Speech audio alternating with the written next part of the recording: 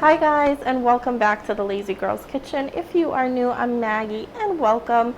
Today I want to share with you how to make these blueberry rolls. They're actually my mom's recipe. I've been eating them since I was little, and on our way home from the beach today we found a farm stand with some fresh blueberries. So today for dessert I'm going to be making these blueberry rolls, and I wanted to take you along for the ride. So if you want to see how they come together very easily, a few steps but super easy, just keep watching.